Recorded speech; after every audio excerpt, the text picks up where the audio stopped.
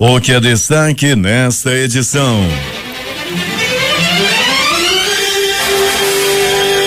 Professores fazem contraproposta de 27,5% de reajuste para encerrar greve. Justiça Federal multa Facebook em 111 milhões de reais por descumprir pedido de quebra de sigilo da Operação Maus Caminhos. Sobe o preço da cesta básica em Manaus, que continua como a 14ª mais cara do país. Lula tem até 17 horas desta sexta-feira para se apresentar voluntariamente à Polícia Federal em Curitiba. PT se diz surpreendido e ainda avalia se ex-presidente vai se entregar ou resistir. Ex-presidente da Coreia do Sul foi condenada hoje a 24 anos de prisão por corrupção. Operação Banzeiro desarticula a quadrilha especializada no transporte de drogas de Tabatinga para outros estados. Onda de violência na cidade. Corpo enrolado em lona encontrado no Poraquequara. Mulher morre e homem fica ferida após colisão entre moto e ônibus na Constantino Neri. Crime bárbaro na Cidade de Deus. Homem é morto a tiros e tem um dos olhos arrancado. Justiceiro fantasma mata suposto assaltante e fere outro no Novo Aleixo. O Gilberto Mestrinho, um rapaz de 16 anos, é morto a tiros. No São José, em acerto de contas, homem morre crivado de balas. Mais 2 foram executados no São José 1 e São José 3. Após estuprar criança de 2 anos, tarado é linchado e morto na Cidade Nova. É o Jornal da Manhã que está começando. 5h48. Previsão do tempo.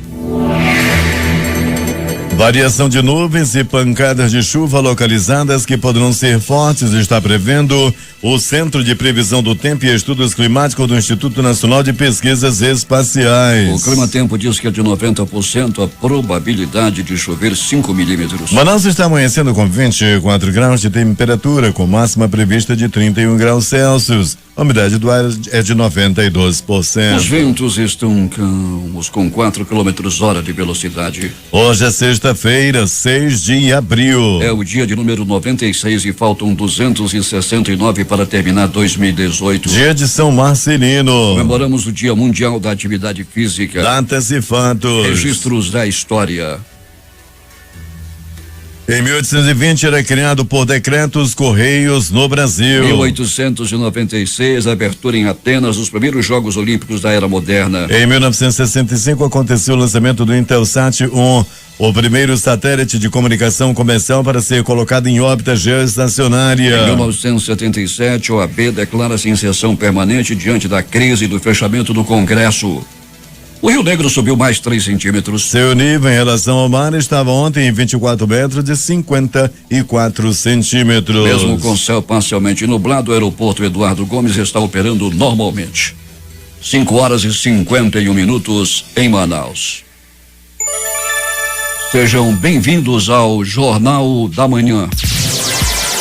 Bom dia, Eduardo. Bom dia, Paulo. A Rua S, localizada no Conjunto Galileia, bairro Cidade Nova, será interditada a partir das 9 horas de hoje para o início da mobilização para a construção de mais uma passagem de nível na Avenida das Flores, que dará fluxo contínuo de veículos, evitando assim a interdição definitiva de uma das principais vias daquela região, segundo informou a Secretaria de Estado de Infraestrutura, CEINFRA. A interdição da área se faz necessária tendo em vista a mobilização de trabalhadores e máquinas no local para que sejam realizados os procedimentos padrão de engenharia no local. Os serviços no local devem durar 120 dias. Já o desvio do tráfego de veículos na Avenida Noel Núteus passará a ser no sentido centro-bairro a partir das 10 horas de hoje. A alteração no trânsito ocorrerá em razão da construção da segunda etapa da passagem de nível sobre a Noel Núteus, como parte da continuação da Avenida das Flores, bairro da Cidade Nova 1, de acordo com a Secretaria de Estado de Infraestrutura, CEINFRA. O Jornal da Manhã vai repercutir hoje as horas que antecedem, os minutos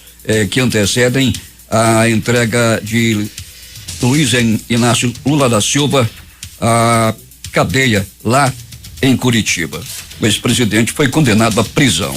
O ex-presidente Luiz Inácio Lula da Silva passou a noite, ainda se encontra nesse instante na sede do Sindicato dos Metalúrgicos do ABC em São Bernardo do Campo, com lideranças do PT, após ter a ordem de prisão expedida pelo juiz federal Sérgio Moro. O PT fala que não sabe se ele vai se entregar ou se vai resistir. Vamos repercutir tudo o que vai acontecer durante esta edição. E já vamos às ruas da cidade, onde está o repórter Alberto Peregrini. Bom dia, Peregrini. Bom dia Paulo Guerra, bom dia Silva, bom dia ao ouvinte do Jornal da Manhã. Peregrini, a cidade vive horas de violência e vamos começar falando em um grave acidente de trânsito na Constantino Neri. Uma mulher morreu esmagada por um pata-choca. Era motocicleta, né, Peregrini? Motocicleta. A motocicleta colidiu com um pata-choca e ela foi esmagada, é isso? Esmagada, Paulo Guerra. Infelizmente, a jovem tinha 23 anos de idade e estava na garupa de uma moto que se envolveu nesse acidente. O homem ficou gravemente ferido, que pilotava a moto. Já a mulher foi parar debaixo do ônibus articulado, o famoso pata-choca, e foi esmagada pelas rodas do ônibus. O acidente deixou as pessoas assustadas, aterrorizadas no começo da noite na Constantino Neri. Um corpo enrolado em uma lona, Alberto Peregrini, foi encontrado lá no Puraquequara. Com identificação ainda desconhecida, o homem foi com várias perfurações pelo corpo, foi desovado, né? Naquela área ali do Distrito Industrial 2, ali no Puraquequara, já chegando no Puraquequara, esse homem enrolado em uma lona azul. O corpo foi encontrado e o Departamento de Perícia Técnica, bem como o IML, logo depois dos primeiros procedimentos, fizeram aí o transporte do corpo. E muitos outras mortes por violência na cidade. Um crime bárbaro aconteceu na Cidade de Deus. Um homem foi morto a tiros, teve um dos olhos arrancados, Peregrini. Paulo, ele foi morto a tiros e o assassino ou os assassinos, não satisfeitos, arrancaram o olho direito dele. O homem teve o olho arrancado, jogado próximo ao corpo, num crime bárbaro, numa violência extrema acontecida no bairro Cidade de Deus. 2 bandidos, supostos bandidos, um saiu ferido e o outro morreu. Foi mais uma vez o Justiceiro Fantasma em ação. A ação do Pistoleiro Fantasma deixou um morto e o outro, Paulo, está gravemente ferido. Os dois ainda passaram pelo pronto-socorro João Lúcio. Um veio logo na frente, morreu logo, e o outro deve estar esperando alguns momentos, quem sabe aí a final do Campeonato Carioca no domingo.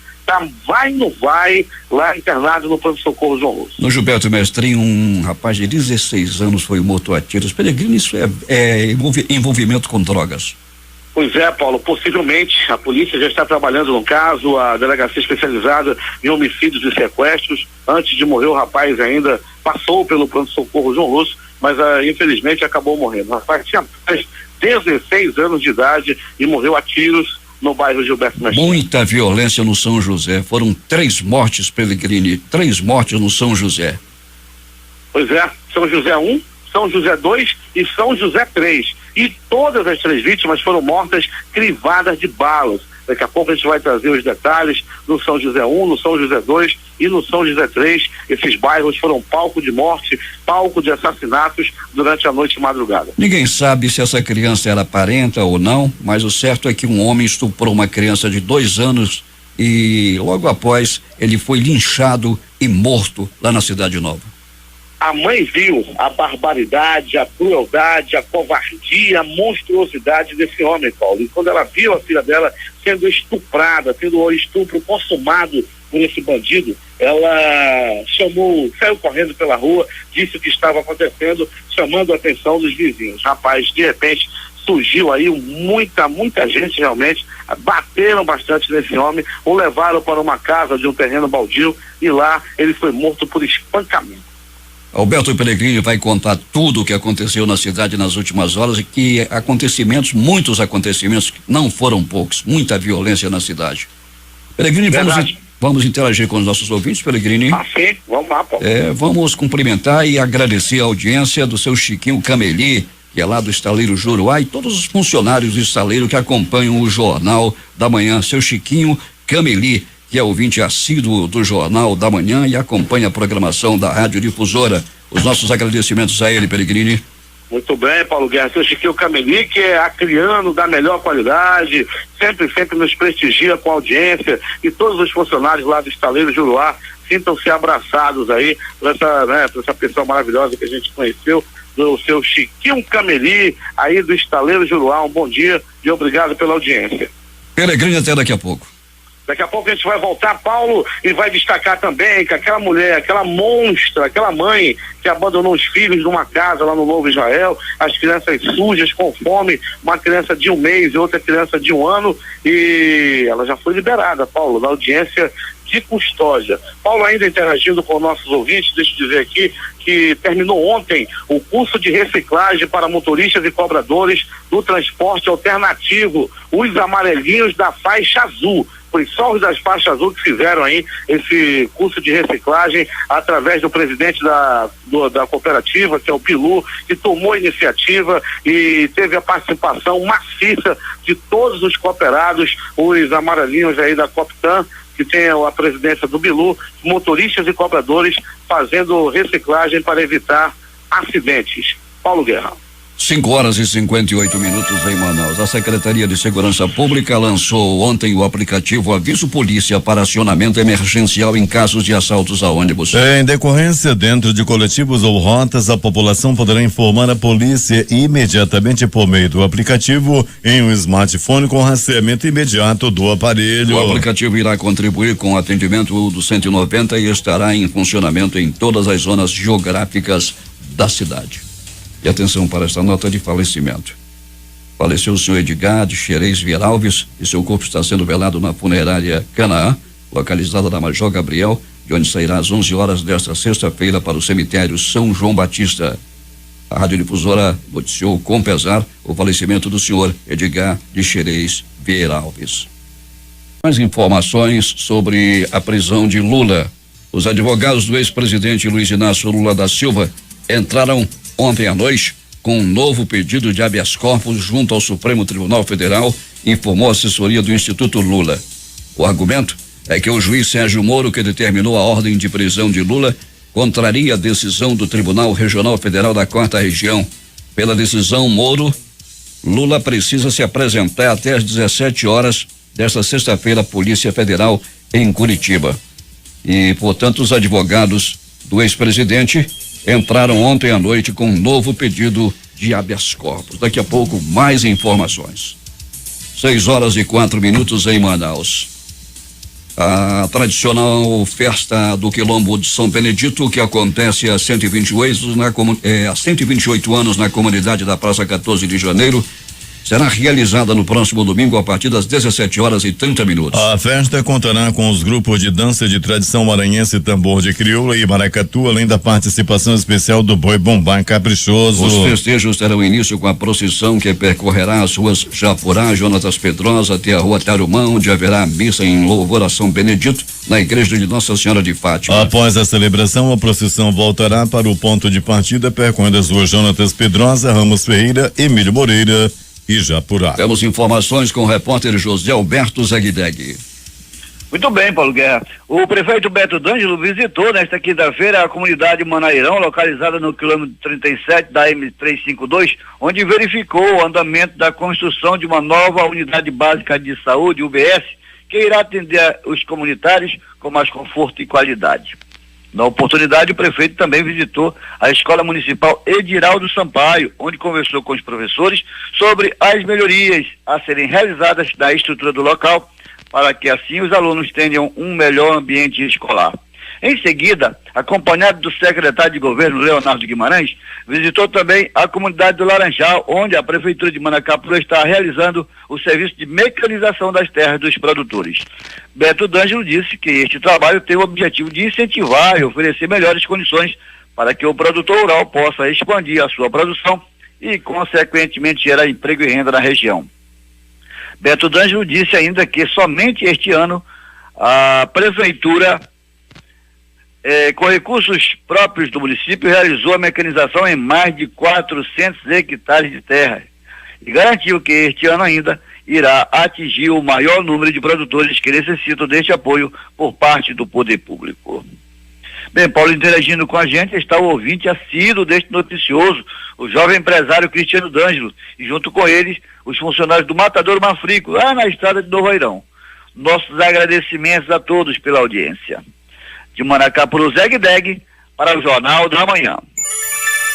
6h07 em Manaus. O secretário estadual do Meio Ambiente e presidente do Instituto de Proteção Ambiental, Marcelo Dutra, anunciou ontem durante a abertura do primeiro workshop sobre pesca esportiva no Centro de Convenções Vasco Vasques que o governo do estado está promovendo o maior debate democrático para o processo de construção da política pública para desenvolver o segmento que atrai cerca de 10 mil turistas e movimenta mais de 50 milhões anualmente. O evento encerra nesta sexta-feira e no primeiro dia reuniu mais de 350 atores da cadeia produtiva, da pesca esportiva e liderança dos setores da indústria, comércio, agricultura, serviços e operadores dos trades, do turismo e da pesca esportiva. As emendas parlamentares do deputado estadual Josué Neto do PSD já foram validadas pela Secretaria de Estado da Fazenda Cefaz e já podem ser executadas pelo governo do estado. A informação consta no Sistema de Administração Financeira Integrada, o CIAF. O parlamentar apresentou 3 emendas que juntas somam 5,75 milhões, entre elas as que destinam 378 mil para aquisição de materiais e equipamentos de saúde para o Hospital e Pronto-Socorro 28 de agosto. Segundo Josué Neto, as emendas foram cadastradas no sistema da Cefaz e foram validadas. No total de emendas, 7 somam 4,2 milhões em recursos que serão destinados a municípios do interior para as áreas da saúde, da educação, do esporte e do lazer. A execução das emendas, segundo o parlamentar, ainda depende de autorização do governo do estado. A Prefeitura de Manaus doou terreno de mais de 57 mil metros quadrados para a segunda etapa da construção do conjunto habitacional Cidadão Manauara 2. O decreto de doação já foi publicado no Diário Oficial do município. O terreno doado fica no bairro Santa Etelvina. Na área serão construídas 500 unidades habitacionais pelo governo federal por meio do programa Minha Casa Minha Vida. A entrega das unidades habitacionais da primeira etapa está prevista para 2019. 6:09. A implantação do curso de medicina em mais 3 cidades do Amazonas não será afetada pela decisão do Ministério da Educação de suspender a criação de graduações da área pelos próximos 5 anos. A informação foi confirmada pela assessoria de imprensa do Ministério. No último dia 21 de março, prefeitos e representantes da área de saúde dos municípios de Parintins, Itacoatiara e Manacapuru assinaram um termo de compromisso para a implantação dos cursos de medicina. Nesta quinta-feira, o MEC suspendeu a criação de novos cursos e ampliação de vagas, justificando a medida pela necessidade de se fazer uma avaliação e adequação da formação médica no Brasil. Segundo o MEC, os municípios que já pactuaram vagas dos cursos de medicina não serão afetados pela suspensão. Diante da assinatura do termo de compromisso, o passo seguinte é a abertura de edital para a seleção de mantenedoras das universidades. A pedido do Ministério Público Federal, a Justiça Federal determinou o pagamento de multa no valor de 111.735.169 R$169,72 pela empresa Facebook Serviços Online do Brasil por descumprimento de decisão judicial proferida em abril de 2016, que ordenou a quebra de sigilo de informações contidas em perfis da rede social, bem como de mensagens trocadas por meio do aplicativo WhatsApp para fins de investigação criminal no âmbito da Operação Maus Caminhos. O valor corresponde à soma das multas diárias de 1 milhão, atualizada em cálculo contábil, previstas pelo não acatamento da empresa à determinação de quebra de sigilo. Os dias de descumprimento são contados de 13 de junho de 2016, quando terminou o prazo de 10 dias inicialmente estipulado para que o sigilo das informações fosse quebrado, até 20 de setembro de 2016, data em que foi deflagrada a Operação Maus Caminhos, quando cessou o interesse público na diligência. A Justiça entendeu que o pagamento da multa deve ser efetuado sem a necessidade de aguardar a análise do mérito do processo em sentença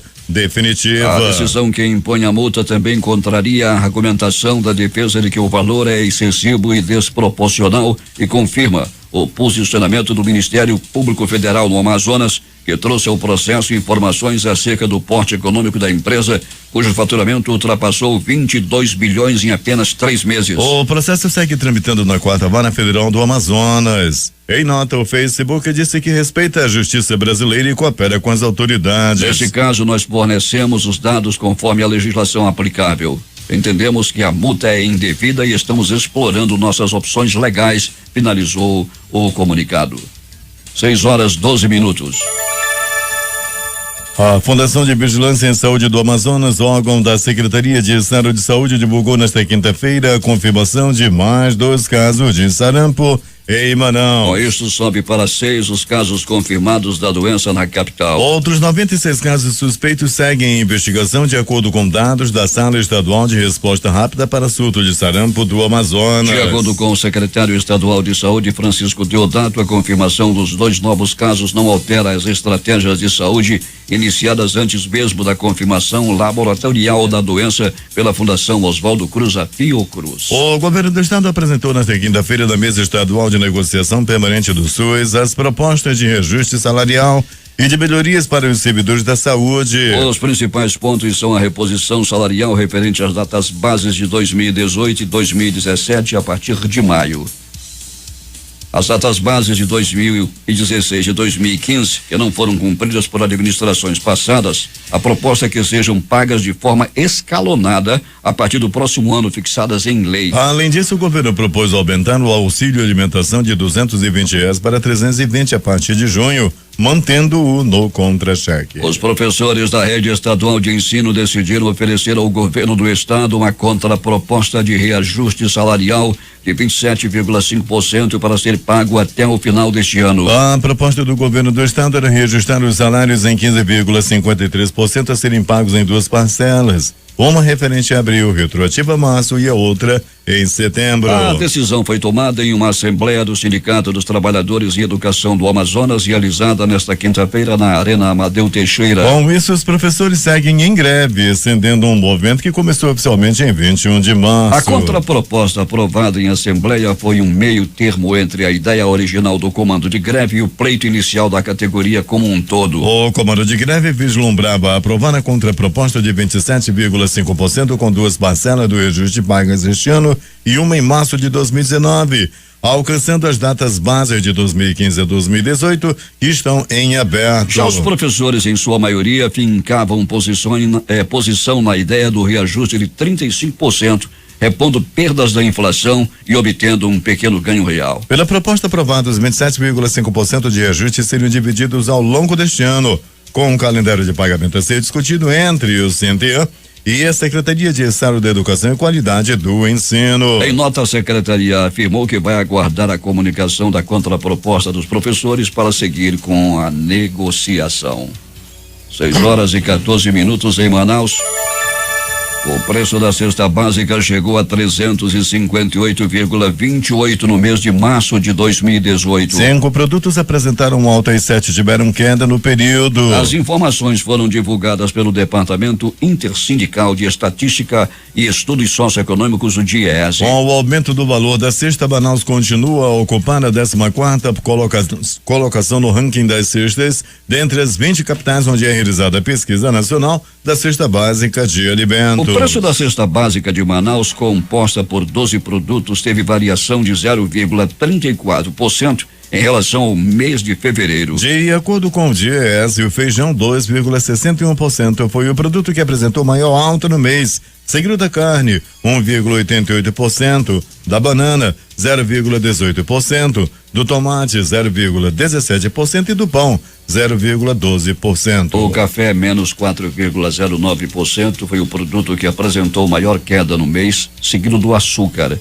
menos 4,05%, do óleo de soja menos 1,58%, do leite menos 1,27%, do arroz menos 1,06%, da farinha de mandioca menos 0,87% e da manteiga menos 0,56%. Polícia. O desembargador aposentado do Tribunal de Justiça do Amazonas, Rafael Romano, foi ouvido ontem pela polícia. O magistrado é suspeito de abusar sexualmente da neta. Romano chegou à sede da Delegacia Especializada em Proteção à Criança e ao Adolescente por volta das 8h40 e saiu às 11h40. Durante as 3 horas de depoimento, ele negou todas as acusações. A defesa de Rafael Romano disse que o inquérito é sigiloso e que ele não vai comentar esse assunto. A nora do desembargador afirma que ele abusou sexualmente da filha dela dos 7 aos 14 anos. Ela apresentou denúncia ao Ministério Público, que solicitou a abertura de inquérito. A quadrilha era especializada no transporte de drogas de Tabatinga para Manaus e outros estados do Brasil. 13 pessoas foram presas em diversas zonas de Manaus. 2 delas já cumprem pena no Instituto Penal Antônio Trindade e Centro de Detenção Provisória. O vice-governador e secretário de Segurança Pública, Bosco Saraiva, disse que a Operação Banzeiro foi de extremo sucesso. A inteligência trabalhou durante alguns meses neste formato que vem desde Tabatinga até a cidade de Manaus. Portanto, o trajeto de todo esse material nos preocupa muito. Foi apreendida uma arma de poder de fogo potentíssimo, uma metralhadora que tem condições de disparar 600 tiros por minuto. Ela tem a capacidade de derrubar aviões, é uma metralhadora .30 e foi presa na mão desses traficantes na cidade de Manaus. Então a Operação Banzeiro foi de extremo sucesso. Há 12 pessoas presas, mais 3 que foram recolhidos para os cursos da investigação, mais 13 que estão sendo investigados, seguem as investigações. Foram 4 motocicletas, 6 veículos, 4 embarcações presas, contas bancárias foram bloqueadas, foram imóveis que estão também bloqueados. Quer dizer, foi uma ação grandiosa das polícias que trabalharam nesta operação. Durante a ação foram apreendidos 2 revólveres calibre 38, uma pistola 380 com numeração raspada, um rifle calibre 44, diversas munições, além de uma metralhadora, como disse o secretário. O secretário de Inteligência, Herbert Lopes, disse que além das armas foram apreendidos veículos e a quantia de R$25 mil e outros R$2.200.000 aproximados em bens que foram bloqueados na justiça. A Operação Banzeiro foi desencadeada há aproximadamente uns 6 meses para combater essa organização criminosa que transportava drogas de Tabatinga a Manaus e de Manaus para outros estados brasileiros. A operação também utilizou o Laboratório de Combate à Lavagem de Dinheiro, que a organização dissimulava o recebimento do dinheiro oriundo desse transporte em contas bancárias, estabelecimentos comerciais. Então foi fechado esse primeiro ciclo de investigação, apreendendo equipamentos de guerra, que no caso a metralhadora aí, juntamente com essas armas, e também o bloqueio de várias contas, dinheiros, bens imóveis e imóveis que somaram um valor aproximado de R$2.200.000. Ainda estamos investigando algumas pessoas que disponibilizavam suas contas para que o dinheiro dessa organização criminosa fosse transitado nessas contas até chegar nas mãos dos traficantes, e as investigações continuam aí. A ação vinha acontecendo há 60 dias, trabalho feito pelo Laboratório de Combate à Lavagem de Dinheiro da Secretaria de Segurança Pública. O dinheiro das drogas era lavado em atividade de comércio, de botija de gás, estabelecimentos comerciais e até salões de beleza. 6h22 em Manaus.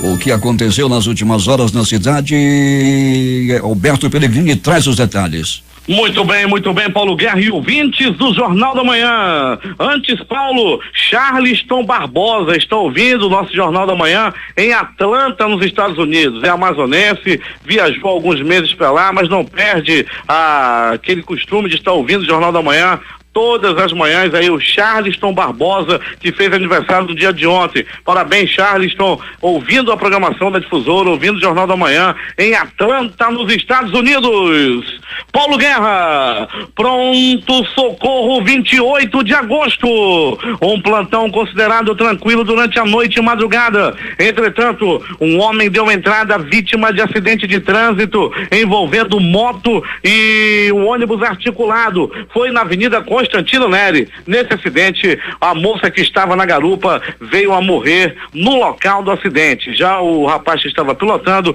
deu entrada no pronto-socorro em estado grave e permanece internado.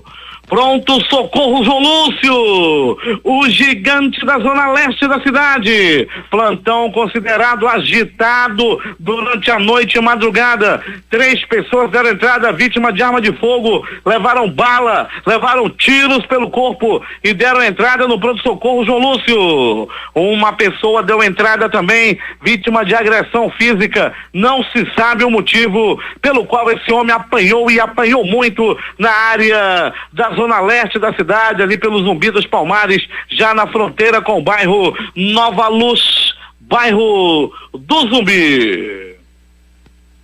Pronto socorro Platão Araújo, este localizado na Avenida Grande Circular, no coração da zona leste da cidade. Uma pessoa deu entrada vítima de tiro, um outro homem deu entrada vítima de agressão física, levou várias pauladas, várias cacetadas pelo corpo na área do bairro Jorge Teixeira. Não se sabe quem foi que deu-lhe as cacetadas, não se sabe também se ele mereceu, se ele não mereceu essas pauladas que recebeu na área do bairro Jorge Teixeira. Foram 3 pauladas, uma na costela, uma na cabeça e outra na região do joelho. Há quem diga que a paulada no joelho foi a que mais doeu. Um pedaço de pau usado, um pedaço de Angelim Pedra. O acusado, o homem que deu as pauladas, fugiu do local sem ser identificado. Ele fugiu, foi embora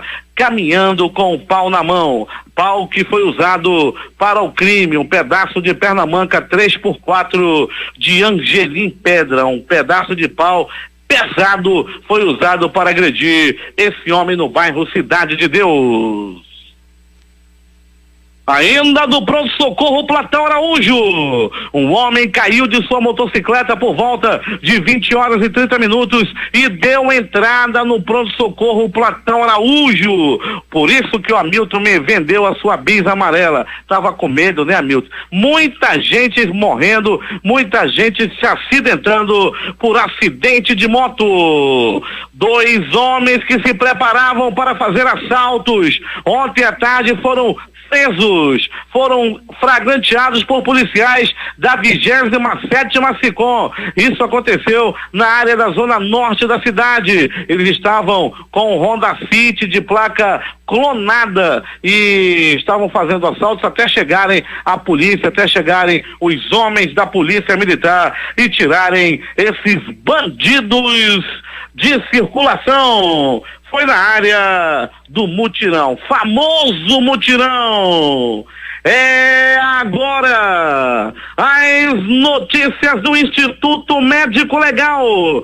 Saiba agora quem foi para a pedra nas últimas 24 horas. E atenção, morte no asfalto. A Constantino Neri ontem teve o seu asfalto manchado de sangue. Era o sangue da morte. Um gravíssimo acidente aconteceu na Avenida Constantino Neri envolvendo uma moto e um ônibus articulado, o famoso pata-choca. Possivelmente o piloto da moto que estava conduzindo a motocicleta fez uma manobra errada, acabou se ferindo e a jovem que estava na garupa foi parar debaixo do ônibus. Ela foi esmagada, teve o couro cabeludo arrancado. Uma jovem muito bonita de 23 anos de idade perdeu a vida em um acidente de moto na Avenida Constantino Neri. Para quem anda de moto, todo cuidado é pouco. Mais uma morte no asfalto, outra morte envolvendo motocicleta. Você que vai pilotar sua moto, você mototaxista, você motoqueiro que gosta de fazer graça, não são todos, mas uma parte aí deles gosta de fazer uma gracinha, então todo cuidado é pouco, senão a pedra te espera. No bairro Cidade de Deus, uma barbaridade, uma monstruosidade, um crime bárbaro aconteceu no bairro Cidade de Deus. Um homem até o presente momento não identificado foi morto com 1, 2, 3 balaços pelo corpo. Não satisfeito, o assassino ainda arrancou o olho direito da vítima. Ele teve o olho arrancado pelo bandido. O crime aconteceu, a barbaridade, a monstruosidade aconteceu no bairro Cidade de Deus. Um corpo foi encontrado enrolado em uma lona no Distrito Industrial 2.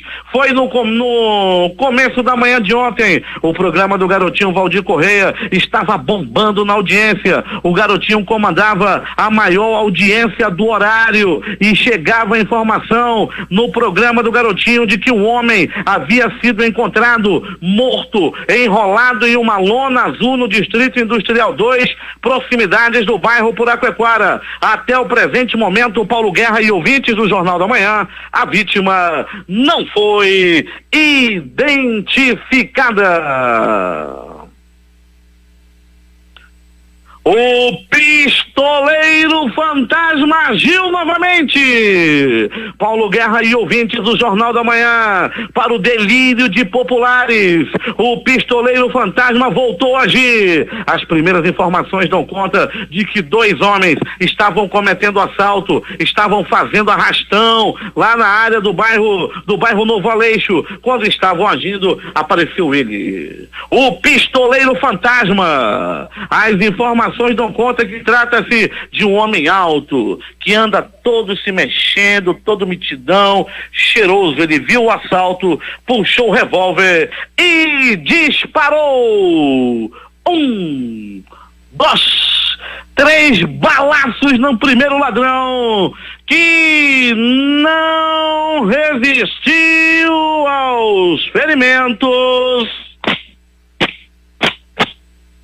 e morreu em mais uma ação do pistoleiro fantasma. O comparsa do bandido que morreu também estava agindo, e aí ele de novo, o pistoleiro fantasma deu-lhe 2 balaços no peito da vida, no peito do ladrão, no peito do comparsa. Ele está internado, está no bico do urubu, vai não vai, tá mais pra lá do que pra cá, tá pra partir dessa para pior. Parece que ele está mais pra lá do que pra cá, como já disse, e é esperado no cemitério nas próximas horas.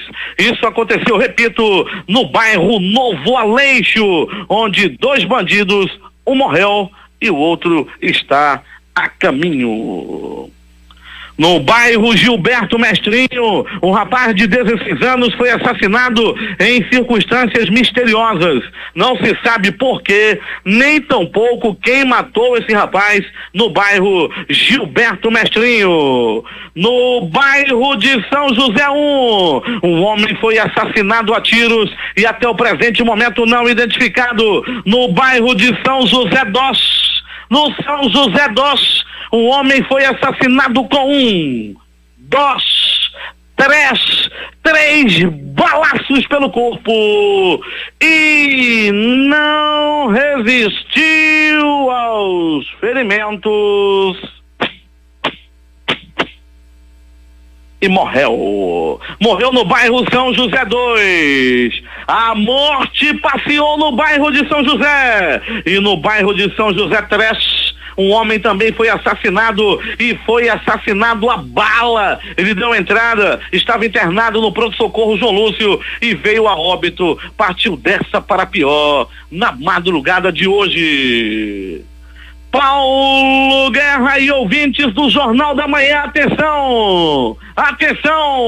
Um tarado, um bandido, um monstro, um lixo humano estuprou uma criança de apenas 2 anos de idade. É isso aí, esse bandido consumou o estupro em uma criança de apenas 2 anos de idade, que está internado em estado grave. Esse bandido estava agindo lá na área da Max Teixeira. Ele tem 32 anos de idade. Foi na hora que a mãe viu, a mãe chegou no quarto, viu a criança sendo estuprada. Desesperada, ela correu para o meio da rua e chamou a atenção de populares, que logo pegaram o tarado que tentava fugir. Ele foi alcançado e foi agredido a murros, chutes, toma, socos, toma, pontapés, várias pauladas na cabeça, que beleza! E o estuprador foi linchado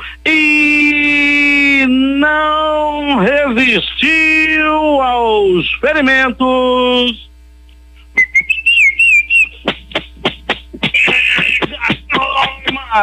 Não resistiu aos ferimentos o estuprador, o tarado que fez mal a uma criança de 2 anos, não resistiu às porradas e morreu. Muita gente ficou rindo, ou todo mundo achando graça na hora que o bandido morreu lá na Max Teixeira. Ele era estuprador da pior espécie, estuprou e quase mata uma criança de 2 anos de idade. O Instituto Médico Legal realizou nas últimas 24 horas 63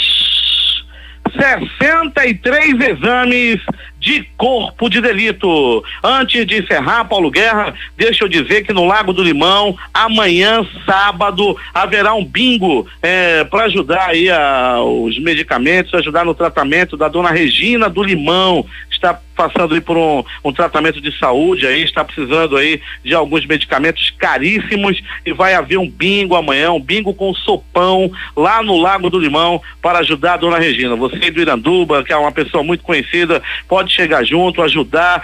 Qualquer ajuda será muito bem-vinda para o tratamento da Regina do Limão, e amanhã haverá aí esse evento às 19 horas, lá mesmo no nosso querido Lago do Limão. A reportagem foi de Alberto Pellegrini para o Jornal da Manhã. Loteria. A dupla Ciana acumulou nas 2 faixas do concurso 1773, primeiro sorteio, dezenas 02, 10, 13, 27, 29 e 36. No segundo sorteio, 16, 18, 41, 44, 45, 49. A Quina também acumulou no concurso 4.647, as dezenas sorteadas foram 14, 28, 44 65 e 76. A Time Mania no concurso 1165 voltou a acumular. O time do coração foi o Santo André. Dezenas sorteadas 12, 22, 27, 41, 56 65 e 68. 6h38. Esportes. O Flamengo alterou o local da partida contra o América Mineiro pela segunda rodada do Campeonato Brasileiro para promover a despedida de Júlio César do clube. Inicialmente a partida aconteceria na Ilha do Urubu, contudo o rubro-negro optou por oferecer um adeus digno ao goleiro, que disputou 3 Copas do Mundo e receberá o rival de Belo Horizonte no Maracanã. Após a realização de novos exames nesta quinta-feira no Rio, ficou definido que o atacante Paulinho do Vasco terá de ser submetido a uma cirurgia no cotovelo esquerdo, desfalcando o time na decisão contra o Botafogo. Nesta quinta-feira, a Federação Paulista de Futebol decidiu que Marcelo Aparecido Ribeiro de Souza será o árbitro da segunda final do Campeonato Paulista de 2018 entre Palmeiras e Corinthians. A partida está marcada para o domingo às 4h no Allianz Parque. Na ida, o Verdão venceu por 1-0 em Itaquera, gol de Borja. Marcelo será assistido por Anderson José de Moraes Coelho e Daniel Paulo Zioli. Os jogos de ontem pela Libertadores: Estudiantes 0, Santos 1, River Plate 0, Santa Fé 0, Colo-Colo 0, Delfim do Equador 2, Bolívar 1, Atlético Nacional 0. Últimas notícias. A Receita Federal vai abrir a partir das 9h da próxima segunda-feira a consulta ao lote residual de restituição do imposto de renda referente aos exercícios de 2008 a 2017. O crédito bancário para 78.519 contribuintes será feito no dia 16 de abril, totalizando 180 milhões de reais. O prazo para os empregadores domésticos pagarem o documento de arrecadação do E-Social DAI referente a março termina nesta sexta-feira. Como o dia 7 tradicionalmente usado como data limite para o pagamento da guia cai no sábado, este mês o prazo foi antecipado em um dia. O principal índice de ações da Bolsa Brasileira, o Ibovespa, fechou em alta de 1,01% ontem aos 85.209 pontos. O dólar chegou a cair pelo menos R$3,30 nesta quinta-feira, mas voltou a ganhar força ao longo do pregão e fechou perto da estabilidade, cotado em R$3,3414.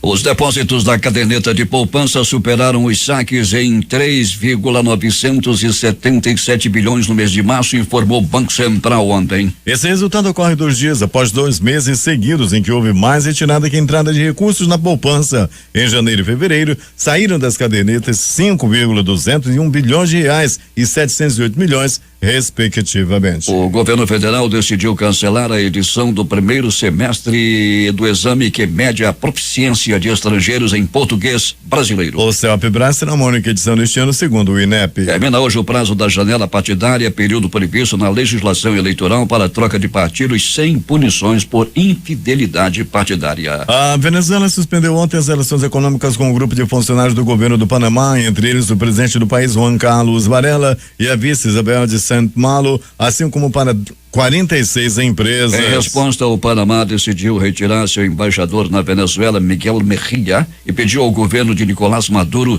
que faça o mesmo com o representante venezuelano na cidade do Panamá. Charles Puigdemont, ex-presidente da Catalunha, pivô da crise separatista pelo qual a comunidade autônoma vem passando nos últimos meses, foi libertado ontem na Alemanha. Puigdemont estava preso desde o dia 25 de março no norte do país, a pedido do Tribunal Supremo Espanhol, após cruzar a fronteira com a Dinamarca. O presidente do México, Enrique Peña Nieto, disse nesta quinta-feira em um recado direto a Donald Trump que nada e nem ninguém está acima da dignidade mexicana. Em resposta aos comentários negativos feitos pelo presidente americano ao seu país nos últimos dias e a decisão de enviar tropas da Guarda Nacional para a fronteira dos 2 países anunciada na quarta-feira. Os tiros nos ônibus da caravana do ex-presidente Lula foram disparados a aproximadamente 18,9 metros de distância dos veículos, aponta o laudo da perícia do Instituto de Criminalística do Paraná, divulgado ontem em Curitiba. Conforme o laudo, a perícia encontrou um fragmento de projétil de chumbo nu de calibre 32 na lataria de um dos veículos. O perito criminalista Inajara Antônio Kurovovski, que assina o laudo, classifica o calibre como muito baixo e que a arma utilizada está fora de linha. É uma arma que já saiu de fabricação há muito tempo, afirma. De acordo com ele, somente um dos 3 ônibus periciais foi atingido e por 2 disparos, um na lataria e outro em um vidro. Esse ônibus teve 2 pneus furados por miguelitos. No dia do ataque, o Partido dos Trabalhadores informou que 2 ônibus tinham sido atingidos por 3 tiros. Porém, a marca no outro veículo não foi um tiro, segundo a perícia. O laudo não indicou presença de chumbo no local da marca. 6:46. O ministro Marco Aurélio Melo disse ontem que na próxima quarta-feira levará para a decisão do plenário do Supremo Tribunal Federal um pedido de advogados para impedir a prisão de condenados em segunda instância. O pedido foi apresentado pela manhã por um grupo de advogados em nome do Partido Ecológico Nacional e busca também soltar todos aqueles que já foram presos após a segunda instância e recorrem ao Superior Tribunal de Justiça para serem absolvidos. Em conversa com jornalistas, Marco Aurélio, relator da ação, disse que pode levar o caso para a decisão dos 11 ministros em mesa. Isto é, sem necessidade de que a presidente da corte, Carmen Lúcia, marque uma data previamente. Marco Aurélio, Celso, Lewandowski, Gilmar Mendes e Toffoli estão muito incomodados com a derrota no STF no caso do habeas corpus de Lula. O presidente da Câmara dos Deputados, Rodrigo Maia, quer colocar em discussão na casa a prisão após condenação em segunda instância. De acordo com ele, os deputados Alex Manente do PPS de São Paulo e Onyx Lorenzoni do DEM do Rio Grande do Sul estão preparando uma proposta de emenda constitucional sobre o assunto e tão logo seja apresentada, sua intenção é colocá-la em tramitação. O juiz federal Sérgio Moro determinou nesta quinta-feira a prisão do ex-presidente Luiz Inácio Lula da Silva, condenado em 2 instâncias na justiça no caso do triplex do Guarujá. A ordem para prender Lula foi emitida cerca de 20 minutos depois do sinal verde dado pelo Tribunal Regional Federal da 4ª Região, o TRF4. Lula tem até às 17 horas de hoje para se apresentar voluntariamente à sede da Polícia Federal em Curitiba, determinou Moro. Ele passou a noite no sindicato do ABC Paulista após a ordem de prisão, onde ainda se encontra. Lula entrou com pedido de habeas corpus no STJ após Moro ordenar a sua prisão. O juiz, no entanto, vetou o uso de algemas em qualquer hipótese. Lula da Silva iniciará o cumprimento da pena em uma sala de 15 metros quadrados com banheiro e que foi adaptada para recebê-lo no 4º andar da Superintendência da Polícia Federal em Curitiba. A sala é um dormitório que hospedava profissionais da Polícia Federal de outras regiões que estavam de passagem pela Regional de Curitiba, diz uma fonte da Polícia Federal que não quis se identificar. As camas beliche foram retiradas para dar lugar a uma cama e a uma mesa. O espaço de 3 metros por 5 metros fica distante da carceragem da Polícia Federal, em Curitiba, onde estão presos outros réus da Lava Jato. Ele não vai ter nem contato visual com eles, diz. No despacho em que determina a prisão de Lula, expedido no fim da tarde de ontem, o juiz Sérgio Moro afirmou que o ex-presidente ficaria em uma sala reservada, espécie de sala de Estado-Maior, na qual ficará separado dos demais presos. A chamada sala de Estado-Maior é uma prerrogativa em geral reservada para os profissionais do direito prevista na Lei Federal 8.906/94 em situações de prisão cautelar, em flagrante, prisão temporária e preventiva. Antes, portanto, que os acusados sejam sentenciados. É uma sala comum, sem grades em geral, e uma unidade de quartel ou instituição militar. Veículos de comunicação estrangeiros noticiaram nesta quinta-feira o mandado de prisão do ex-presidente. A ordem do juiz Sérgio Moro é manchete no jornal argentino El Clarín, que afirma que a intimação chamou a atenção porque o partido e os amigos próximos do ex-presidente tinham cuidado de esclarecer que Lula estava disposto a se render. Outra publicação a dar manchete ao caso foi o jornal francês Le Monde, que chama Lula de ícone da esquerda brasileira. O espanhol El País estampa: o juiz ordena o imediato ingresso em prisão de Lula da Silva. O americano New York Times publicou um texto da agência Associated Press que diz que a ordem de Moro dá um grande golpe ao líder outrora amplamente popular que estava tentando montar um retorno político antes das eleições de outubro. O também americano Washington Post diz que a decisão do juiz Sérgio Moro mergulha o Brasil em caos político. No italiano Corriere della Sera, a notícia diz que a política brasileira está em pedaços entre reviravoltas e acusações de golpe. Enquanto aqui no Brasil se discute a prisão de um ex-presidente, lá na Coreia do Sul a ex-presidente é condenada. A ex-presidente da Coreia do Sul, Park Geun-hye, foi condenada nesta sexta-feira por um tribunal de Seul a 24 anos de prisão pelo seu envolvimento no caso de corrupção da Rasputina, que culminou com sua cassação em janeiro de 2017. A sentença, que foi transmitida hoje ao vivo pela televisão, considera comprovada que a ex-presidente conservadora e sua amiga Choi Soon-sil, conhecida como a Rasputina, criaram uma vasta rede de favores através da qual extorquiram grandes empresas como Samsung, Hyundai e Alote. Os destaques de capa dos principais jornais do país nesta sexta-feira. O Globo do Rio de Janeiro. Moro manda Lula se entregar até às 17 horas desta sexta-feira. Folha de São Paulo. Tiros que atingiram caravana de Lula vieram do alto e a 19 metros do ônibus, diz perícia. O Estado de São Paulo. Vamos dar o troco, vamos libertar o Lula, diz líder do MST. Planalto Central, capital da República, Correio Brasiliense. Distrito Federal é atingido por 920 raios em menos de 24 horas. Valor econômico.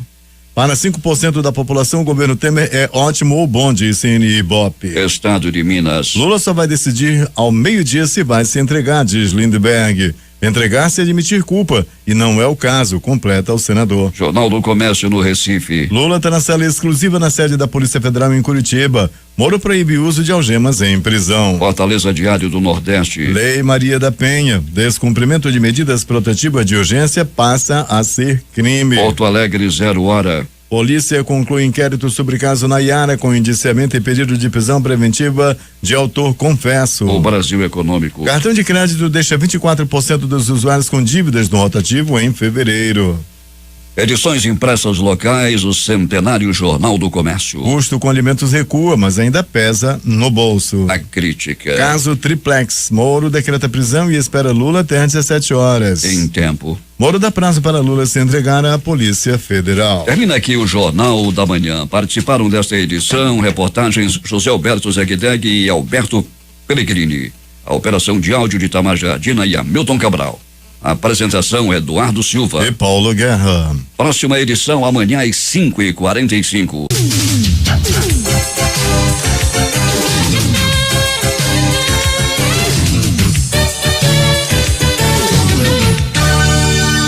O amor do Amazonas está no ar. Difusora FM.